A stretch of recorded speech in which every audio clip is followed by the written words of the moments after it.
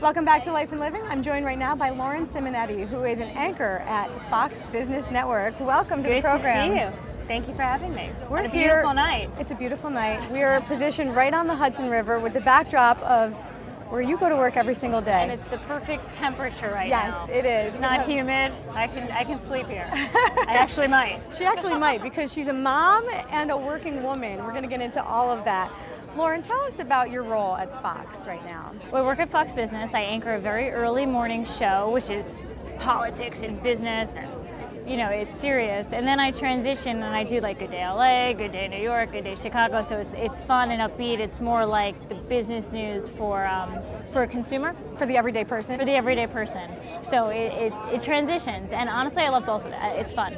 I love it. You've been with the network for a long time. You started actually as a producer before you moved on to the on-camera role. Yep. Was there something about business that drew you, that attracted you, that excited you? No. I couldn't get a job right out of college. I love it. I couldn't get a job at all. Honesty. So I had an internship for CNN at the New York Stock Exchange, and I was making $25 an hour. It was more a freelance position than an internship. I was in college, and I was working with a reporter at the time. I would do this on it was Jane King and Claire Lake. They split the shift. I had no idea what was going on. And it's a different language entirely, right? It was busy then, though. It was a totally different language. But there was just so many people at the stock exchange. It was several rooms. You would physically get lost and then intimidated being around all these men. And I just started to ask questions and feel more comfortable. And then the freelance job turned into like a perma-lance kind of gig. And my first job out of graduate school. And I did it during grad school. So, and I started to love business, and the reason why is money makes the world go round. There's a money angle to everything, and it doesn't have to be wonky. And through Good Day New York, for instance, I've realized that it's not wonky at all. It's fascinating. Give me an example of that. Make that come to life. What's something that the average person wouldn't connect that you now, with your business brain, connect? How badly do you want to go on a vacation? You're a mom, a working mom, you want to go on a vacation. Well, most people save for their home and for retirement, but right now people are saving more for the vacation. Why? Are we so stressed out that we'll go into, not joking, a study was out recently, $1,100 worth of debt just to take this vacation. And it takes you 6 months to recover from all the bills you accumulate being on vacation. The dinner's out, the flight, the hotel, whatever. So that's a money angle. And we're talking about going to Tulum. Right. And this is the everyday person and probably represents most people, the average American. Do you understand your own life? Do you understand the world a bit better having this experience, seeing the world through this lens? The older I get, the more I understand. It was difficult to do business news being so young and not having a mortgage, for instance, and giving my dad my taxes to do. But as you get older and go through the life experiences, getting married, having a child, I do understand more. It puts it in a different perspective. And then just following Washington right now, especially with this administration, is beyond fascinating. Just to see how it all connects. What is the market doing and why? Well, it's because Trump tweeted this. It's because they gave us this date for potential tax reform. Not that there was ever a predictability about the market, but do you feel that there's an extra unpredictability these days? Well, the predictability is that it wants to go up. And sometimes you say to yourself, well, why is it going up? And it's this hope that the agenda of tax reform, infrastructure spending, healthcare reform, the expectation that goes through. Does it? We don't know, but there is that hopium out there, that cautious optimism, but it is a float higher. Other people will tell you fundamentally, going through the recession, companies have saved money, they cut all the excess, their headcount is where it needs to be. So their balance sheets are healthier, so they'll be able to be fine regardless of what happens in Washington. So speaking of financial crashes, you have covered some of the major events that have happened. 2008, right? Stock market crash. I remember I was a producer at the time, being outside Lehman Brothers, and everything about it I remember.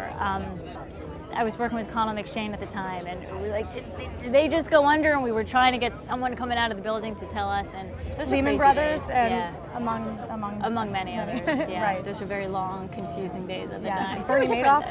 Bernie Madoff was another one? That was fascinating. What really touched me about Bernie Madoff was going down to Florida and meeting the families, the victims.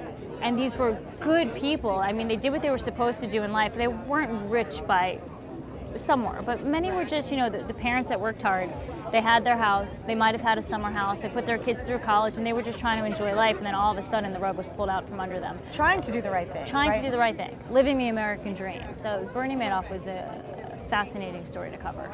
You mentioned earlier that as you go through these life stages, you really have a different understanding of your work. You recently became a mom, right?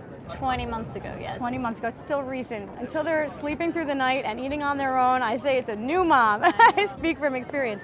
How different is it being a working mom now and managing your schedule? Because you're working on the morning show, right? One is doable, but I need to talk to you when it's time for the second, because I can't even, imagine how you do that. Changes everything. So I don't sleep. I might get, if I'm lucky, 4 hours a night. What time do you go in? Because your show, FBN AM, starts at 5 a.m. every day. Right, which means you have to be read in, prepared, and have your hair and makeup done. So what I time wake does up that at start? I wake up at 1 o'clock in the morning, and I leave between 1:30 and 2 to go into work. But I get home early, so I'm a full-time employee, journalist, and I'm a full-time mom. I don't feel too guilty. Like if I have a late day at the office, that's okay, because she sees me multiple hours every day, and honestly, it's worth it. It's pretty special that you get to balance that, although I know it comes with sacrifice and, like you said, the sleepless nights, but you do have that balance, and a lot of people don't. If you had advice for a young producer or young on-camera talent trying to work their way up right now, what would it be? I always tell all the young girls at work who ask me how I got on air, I always say, wait until you're 30 or close to 30. It's a very competitive industry. Wait until you're 30 to do what? To get on air.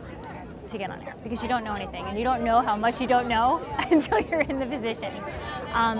We have so many interns who are beautiful and smart, and they have great voices, but you're just learning the business. It's not just about being on camera, it's knowing how to operate the camera, knowing that that's my camera, that's our two-shot, that's your camera, and my hair can't touch my mic. Right.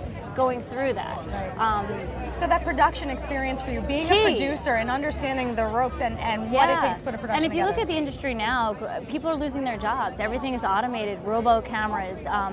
They're cutting costs every way they can. So if you can do multiple jobs, you're marketable. You're more marketable. So everything comes back to money, right? See, there you go. I'm learning. I'm learning from you already. Lauren Simonetti, thank you so much. Hi, I'm Peter Rooney. In 2006, I lost my father to renal disease. He was on the waiting list for a new kidney, but did not receive one in time. Unfortunately, so many like my father have lost their lives while waiting for a life-saving organ. At New Jersey Sharing Network, we're committed to saving and enhancing people's lives through organ and tissue donation and by informing people about this important decision. Because you can make a difference and save a life. Also brought to you by the Northward Center and by Seton Hall University.